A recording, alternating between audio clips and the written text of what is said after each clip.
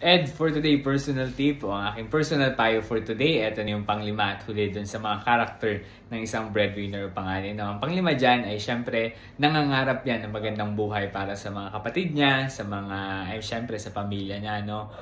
Kumbaga yan kasi isa talagang accomplishment o isang pangarap ng isang panganay o breadwinner na mabigyan ng magandang, alam mo na, buhay din kahit pa paano yung mga kapatid niya o yung family niya. No? Pero ang totoo, hindi naman talaga nangyayari yan. No? May iba na mangyayari. Napakaswerte mo kung meron kang pamilya na gano'n. No? Pero kung hindi, gano'n talaga. No? Ibig sabihin lang nun, hindi yung pangarap natin, hindi rin yung pangarap nila. Meaning, kung nangangarap tayo ng maganda para sa kanila, hindi natin alam kung yun ba ang gusto nila. No? Darating kasi sa part na kung saan, iba pala yung gusto nilang puntahan.